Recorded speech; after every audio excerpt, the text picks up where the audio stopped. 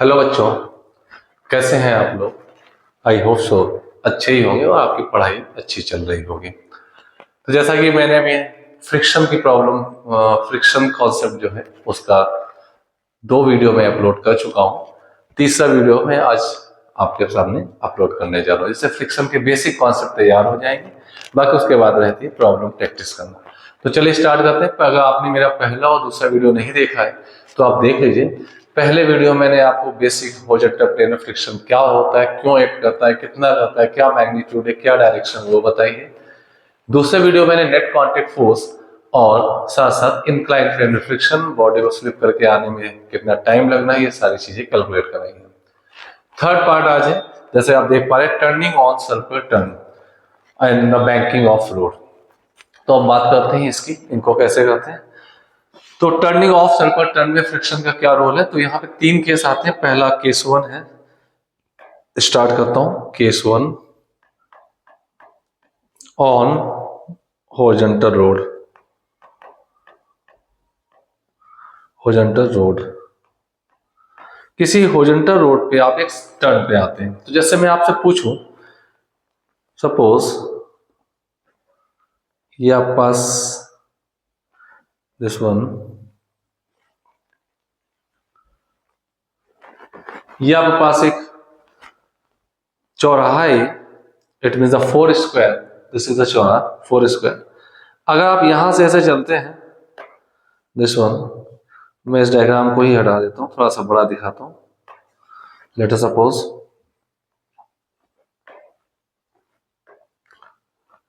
कुछ इस टाइप से।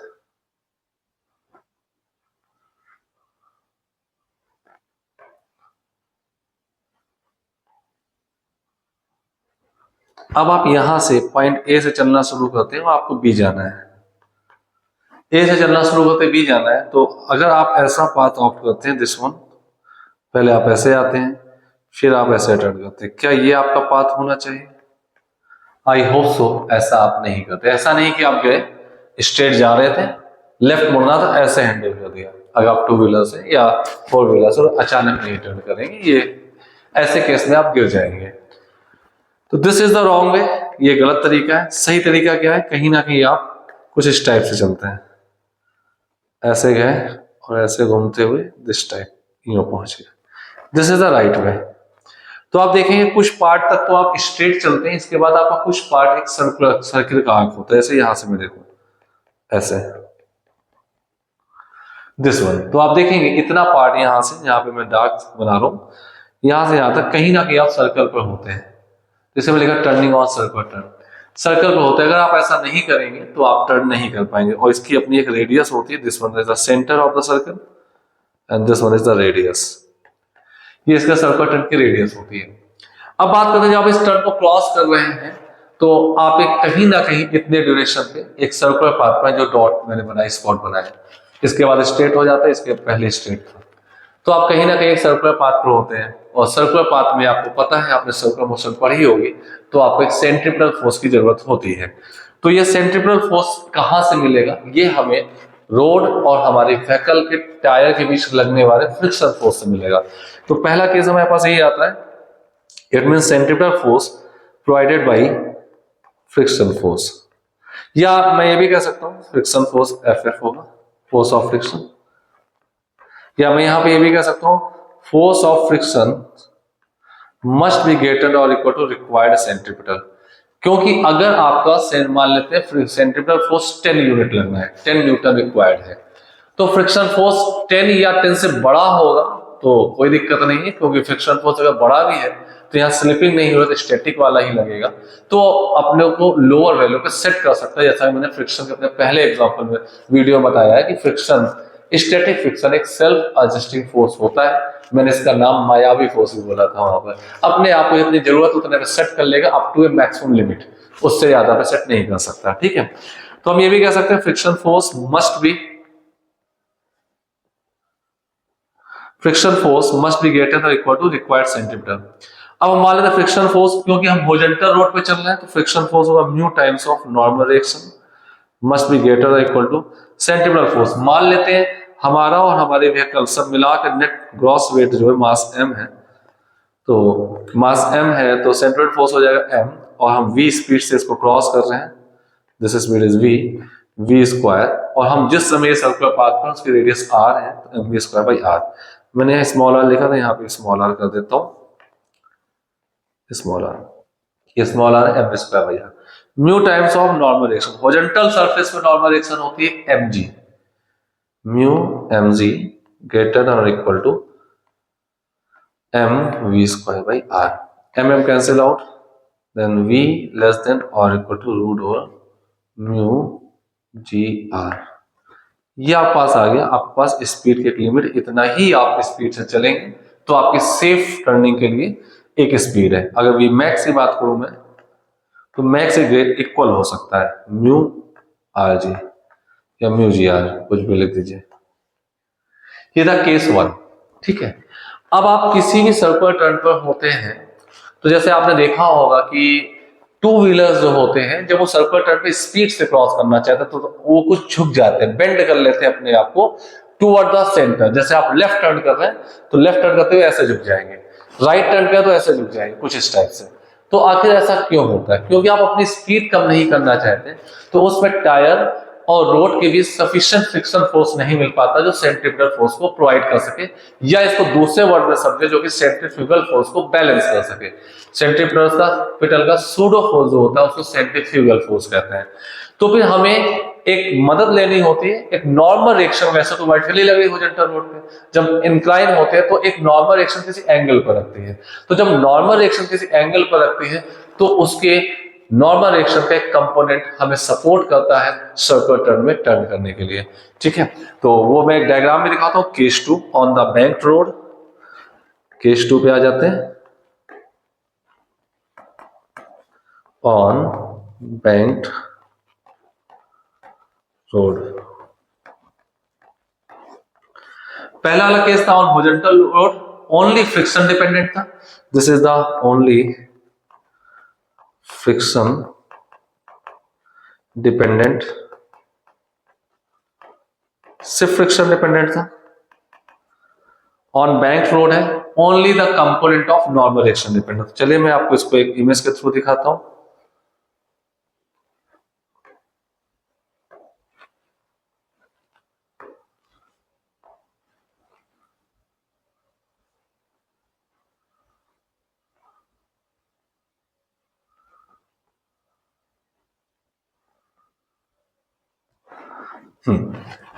दूसरा एक और आने बैंक रोड, तो आप देखें टू व्हीलर जो होगा वो तो सिर्फ हॉरिजॉन्टल रोड में भी अपने आप को बैंक कर ले, टर्न कर लेगा, झुका लेगा। लेकिन आप देखें फोर व्हीलर, क्या फोर व्हीलर जो जा रही है वो क्या दो पहिए ऊपर हो जाएंगे, दो नीचे रहेंगे? ऐसा नहीं होगा, ये कोई स्टंट नहीं चल रहा है, डेली लाइफ की बात है। तो क्या होता है कि ऑर्डिनरी जो हमारी सिटीज में रोड होती है, तो नॉर्मल रोड होती है, वहां पे स्पीड लिमिट ही बहुत कम होती है। लेकिन जब आप हाईवे वगैरह में जाते हैं तो आप देखिए वहां स्पीड लिमिट ज्यादा होती है थोड़ी सी, ठीक है। तो वहां पर आपको स्पीड से जब हाईवे टर्न हो रहा होता है तो निकलना होता है। तो अगर ऐसा हुआ तो टू व्हीलर तो अपने आप को टर्न कर लेगा स्पीड से चलते हुए, बट फोर व्हीलर कैसे टर्न करेगा? हैवी ट्रक्स वगैरह, डंपर वगैरह गुजरते हैं तो अपने आप को कैसे टर्न करेंगे? तो वो तो उनके लिए पॉसिबल है नहीं। आप देखेंगे नॉर्मल रोड्स में, गलियों में आप देखें तो जब कोई हैवी व्हीकल जाता है तो उसको अपनी स्पीड 10 को 0 करनी होती है, बहुत कम करनी होती है, ठीक है। और जैसे कार गई, टू व्हीलर गया स्पीड से टर्न कर लेगा, कार गई तो थोड़ा उसको थोड़ी और स्पीड कम करेगा तो वो उतना तेज वहां से नहीं क्रॉस कर सकता। हैवी ट्रक वगैरह कहीं निकल रहा है तो आप देखो वो टेंडिंग को 0 करता है, उसका सेंटर ऑफ मास भी हाइट पर होता है, टॉपलिंग के चांसेस रहते हैं, और इसके साथ साथ वो टर्निंग भी डिफरेंट तरीके से बहुत कम स्पीड में करेगा क्योंकि वो झुक नहीं सकता, उसको हाई सेंट्रिफ्यूगल चाहिए। तो क्या किया जाता है हाईवे वगैरह में, अगर आपकी टर्न लेफ्ट हो रहा है तो कुछ इस टाइप से मैं आपको दिखाता हूं। ये ऐसे रोड है, अगर आपका लेफ्ट टर्न जा रहा है तो ये ऐसे कुछ उठा दिया जिससे कि आप ऑटोमेटिकली आपके नॉर्मल एक्शन ऐसे उठाएगा तो नॉर्मल एक्शन से टर्न होगा, ऐसे आप निकल जाएंगे। तो रोड को ही बैंक कर दिया जाता है, एक तरह से उठा दिया जाता है। जैसा कि आप डायग्राम में देख पा रहे हैं, ये इस साइड टर्न कर रहा है तो ये यहाँ देखिए रोड को उठा दिया है। इसका नॉर्मल एक्शन जो पहले वर्टिकल अब जाना था, अगर इसको रोड को हॉरिजॉन्टल से थीटा एंगल उठाया गया, आप देख पा रहे हैं दिस वन एंगल थीटा, तो इसका नॉर्मल एक्शन वर्टिकल से थीटा एंगल पे टर्न हो गया है, ठीक है। तो अगर इसका नॉर्मल एक्शन वर्टिकल से थीटा एंगल पे टर्न हो गया तो आप देख सकते हैं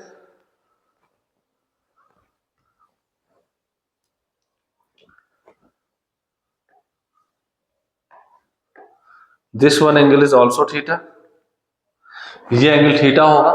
अब नॉर्मल एक्शन का एक कंपोनेंट इधर हो गया, अब इधर आप देखिए इसका सर्कुलर पाथ इधर कहीं होगी, ये इस टाइप से, इसका सर्कुलर पाथ ये कुछ ऐसा होगा, इस पाथ में जा रहा होगा, तो इस पाथ का सेंटर यहां कहीं होगा ऐसे, ठीक है, और इसकी रेडियस आर हो जाएगी। तो आप देखें एक इसका mg लग रहा था, एक नॉर्मल एक्शन किसी एंगल था, नॉर्मल एक्शन का vertical component n cos theta होगा जो कि mg को बैलेंस करेगा, और n sin थीटा जो है आपको सेंट्रीपिटल दे देगा, ठीक है। तो आप ये कह सकते हैं n sin theta equal to centripetal force, आपका व्हीकल का मिला मास m है, mv²/r, इक्वेशन नंबर 1, और n cos थीटा जो होगा वो बैलेंस करेगा आपके mg को, equation number 2, n sin theta mv²/r को toward the centre of turning, और n cos थीटा बैलेंस करेगा mg को ऑन इंक्लाइन प्लेन, ठीक है।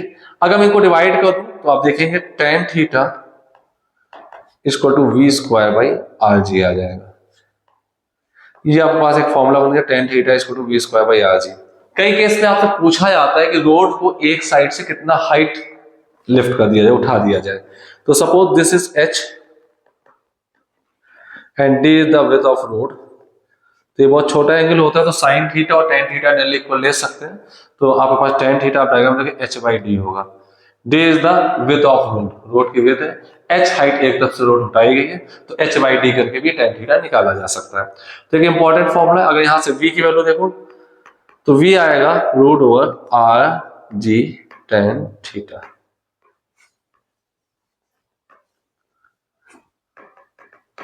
v equal to rg tan theta आ जाएगा। अब मैं आपको ये बात बता दूं, आप देख पा रहे हैं tan थीटा v²/rg आया हुआ है, दिस वन v²/rg h/d के इक्वल आया। अब जैसे आपने देखा होगा, आप किसी भी टर्न को क्रॉस करते हैं इस टाइप से, टू व्हीलर का मैं एग्जांपल ले लूं, अगर आप अपनी स्पीड नहीं कम करना चाहते, आपकी स्पीड जितनी ज्यादा होगी तो गॉस देखिए थीटा यानी tan थीटा उतना ही ज्यादा होगा, यानी आपको और ज्यादा झुकना पड़ेगा। आपने बाइक रेसिंग वाले गेम देखे हो या रियल बाइक रेसिंग देखी हो, ठीक है, तो उसमें बाइकर्स होते हैं बहुत स्पीड से चल रहा होता है, उनको रेस जीतनी है, तो आप देखोगे घुटने भी जमीन में टच कर रहे हो, तो इसके बावजूद गिरते नहीं, उनको रिक्वायर्ड सेंट्रीपिटल बहुत ज्यादा चाहिए, तो उनको वर्टिकल से उतना ही ज्यादा बेंड होना पड़ेगा, ठीक है। तो जितनी ज्यादा आप स्पीड चाहेंगे आपका थीटा उतना ही ज्यादा, आपको उतना ज्यादा झुकना होगा, ठीक है। अब रही बात रेडियस की, आप रेडियस जितनी ज्यादा लेंगे आप कम झुक करके भी क्रॉस कर सकते हैं, क्योंकि रेडियस जितनी ज्यादा हो थीटा उतना ही कम हो जाएगा। इसीलिए आपने देखा होगा, मैं एक डायग्राम दिखाता हूं, suppose this is a turn, आपको ए से बी तक पहुंचना है, तो आप ऐसे नहीं कि यहां से ऐसे आगे टर्न करें, अगर आप लंबे पाथ से जाएंगे ऐसे बड़ी रेडियस के पाथ को आप करें तो आपको कम झुकना हो, तो पाथ 2 एंड पाथ 1 में पाथ 2 ज्यादा सफिशिएंट होगा। आप लेफ्ट जा रहे हैं, जैसे आपने देखा होगा कभी आपको लेफ्ट टर्न है तो आप लेफ्ट साइड नहीं होते, राइट साइड आकर के लेफ्ट टर्न करेंगे, या राइट टर्न करना है तो स्पीड में तो राइट जाएंगे, क्यों? क्योंकि आपको मैक्सिमम रेडियस का पाथ कवर करना है। जब आप मैक्सिमम रेडियस का पाथ कवर करेंगे तो आपका बेंडिंग जो है थीटा जो है वो tan थीटा जो फॉर्मूला में लिखा हुआ है थीटा कम हो जाएगा, ठीक है, राइट। तो इस टाइप से आप इसको आप कर सकते हो, ये मैक्सिमम परमिटेड स्पीड है, इससे ज्यादा स्पीड से आप नहीं चल सकते अगर इतना थीटा आप झुके हुए हैं, ठीक है, क्लियर हो गई बात। अब आता है case 3 on the rough bank road, case 3 आता है, उसमें क्या देखें, केस 3 में क्या है कि प्रैक्टिकल लाइफ में क्या होता है, फ्रिक्शन भी लग रहा होता है, वो भी हमें सर्कुलर टर्न में टर्न करने के लिए मदद करता है, एक सेंट्रीपिटल फोर्स प्रोवाइड कराने की कोशिश करता है, और इसके साथ साथ अगर आप बैंक रोड पर हैं तो बैंक रोड पर फ्रिक्शन के साथ साथ आपका नॉर्मल एक्सरे कंपोनेंट भी आपको हेल्प कर देता है सेंट्रीफ्यूगल फोर्स को बैलेंस करने के लिए या रिक्वायर्ड सेंट्रीपिटल फोर्स प्रोवाइड करने के लिए, ठीक है। तो चलिए इस पे देखते हैं। तो जैसे प्रैक्टिकल लाइफ में दोनों चीजें काम करें, जैसे आप हिली एरिया में जाए, जैसे suppose this one is a hill, ठीक है, तो उसके चारों रोड प्रैक्टिकली जनरली ऐसा होता है, उसके चारों रोड ऐसे जा रही होती है, आप देखें हॉरिजॉन्टल नहीं है, ये किसी पर इंक्लाइन है, इस टाइप से आप देख सकते हैं, ये ऐसे, ये हॉरिजॉन्टल रोड नहीं होता, ऐसे थोड़ा इंक्लाइन होती है, हिल के चारों ओर ऐसे चलेगी रोड इस टाइप से, ठीक है। तो इंक्लाइन प्लेन पे जब कोई बॉडी होगी तो उसके दो चांसेस होते हैं, स्लिप करके नीचे टकराने के हिल पे और स्किड करके नीचे खाई में गिरने के।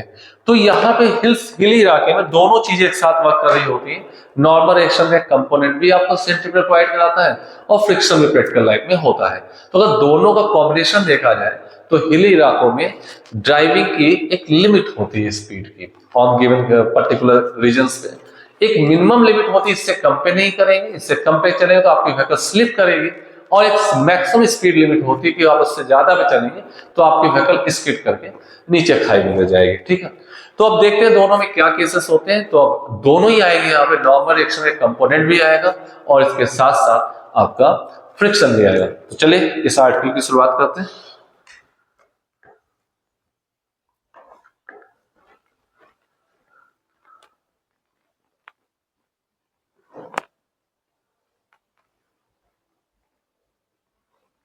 सपोज ये हिल है, हिली रोड है जो कि थीटा एंगल में इंक्लाइन है।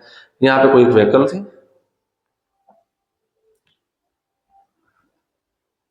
तो इस पे व्हीकल है, इसका मास m है। ठीक है, अब इस पे देखते हैं, इसका एक mg होगा, नीचे लग रहा है फोर्स, और इसके साथ साथ एक इसका नॉर्मल रिएक्शन यहाँ से थीटा एंगल इंक्लाइन हो चुका है। नॉर्मल रिएक्शन यहाँ से थीटा एंगल पर है। नॉर्मल रिएक्शन का कंपोनेंट ये आएगा n cos थीटा, इसके साथ साथ ये n sin theta, n sin theta. और यहाँ इसी तरफ आपका हिल का सेंटर होगा और आप इसी सर्कल पाथ में r रेडियस से मूव करना चाह रहे हैं। ठीक है, r रेडियस के पाथ में टर्न कर रहे हैं, हिल के चारों ओर ऐसे चल रहे हैं। ये रेडियस हो गई। यही डायग्राम ही मेरा ऊपर ही बना हुआ है, दिस वन सेम यही डायग्राम है, इतना मैंने दिखा रखा है। ठीक है, अब इसके साथ साथ मैं यहाँ बात करने जा रहा हूँ वी मैक्स की। अगर मैक्सिमम स्पीड की बात करूं तो इस व्हीकल की टेंडेंसी स्किड करके इधर खाई में गिरने की, इधर इसका हिल है, हिल में टकराने की है। तो वी मैक्स की बात करूं, इसकी स्लिपिंग टेंडेंसी कहां होगी, अपवर्ड। तो वी मैक्स की बात करूं तो slipping tendency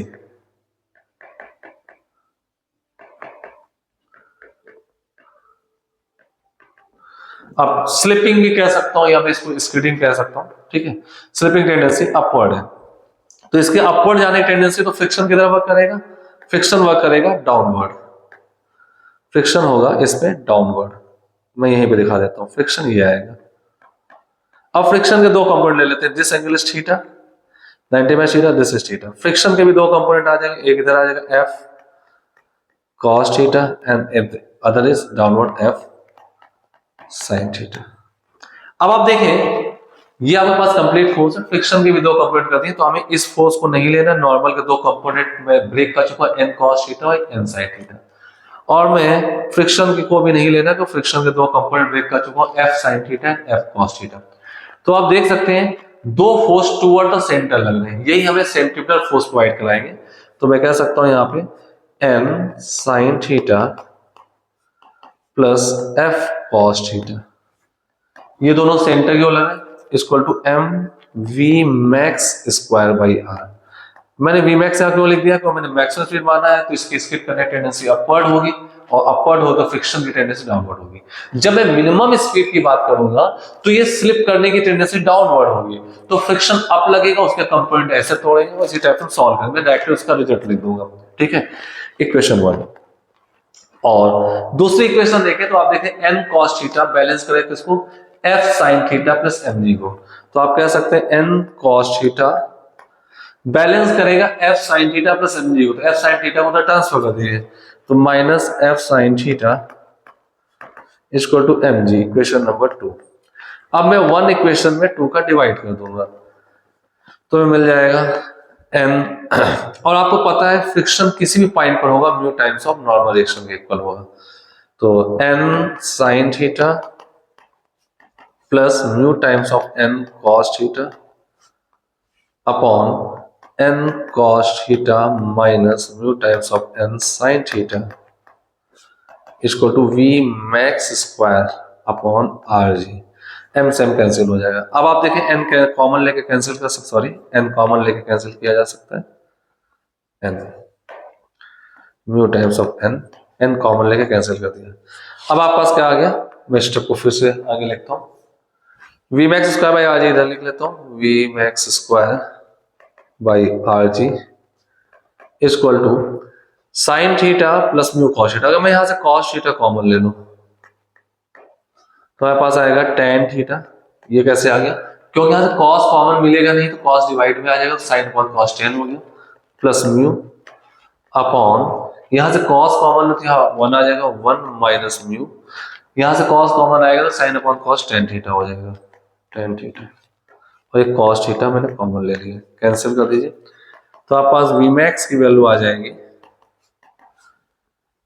are G mu plus tan theta upon one minus mu tan theta. ये वी मैक्स की वैल्यू आ चुकी है। सिमिलरली अगर मैं इसी में वी मिनिमम की बात करूं तो वी मिनिमम हमारे पास क्या आएगा? वी मिनिमम, मैंने आपसे पहले बताया कि वी मिनिमम के लिए फ्रिक्शन जो आपने डाउनवर्ड लगाया वो फ्रिक्शन अपवर्ड होगा, फिर उसका एक कंपोनेंट अप जाएगा दूसरा लेफ्ट जाएगा। जैसे इसमें कंपोनेंट डाउन जा रहा है तो उसमें अप चला जाएगा, लेफ्ट जा रहा था तो उसमें राइट चला जाएगा। सेम टाइप से क्वेश्चंस लिखेंगे और सॉल्व कर देंगे। तो वी मिनिमम जो आपके पास आएगा वो आएगा root over R G mu difference tan theta, जो भी एक बड़ा होगा upon one plus mu tan theta आएगा। प्लस की जगह माइनस और माइनस की जगह प्लस कर देना है, रिजल्ट आपके सामने आ जाएगा। दिस वन प्लस की जगह माइनस, माइनस में डिफरेंस लेना है और माइनस जगह प्लस कर देना, ये भी होगा। तो मैक्सिमम केस में भी मैक्स ही पूछा जाता है, ठीक है, राइट।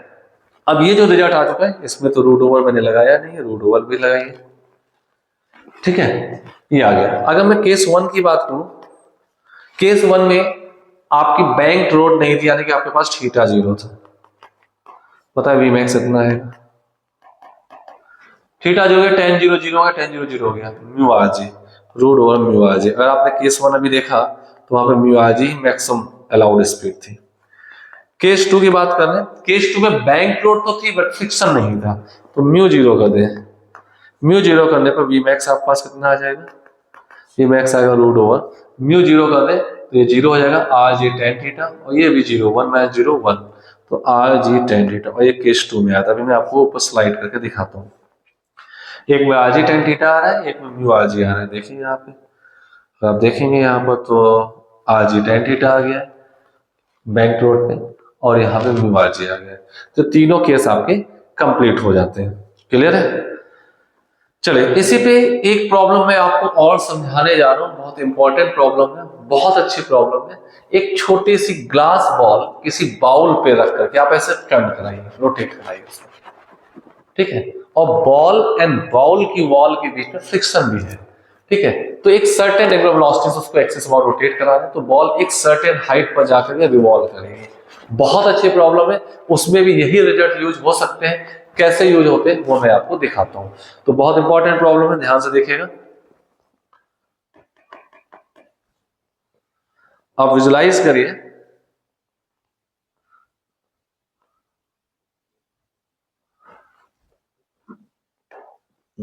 ऐसे बना लेता हूं,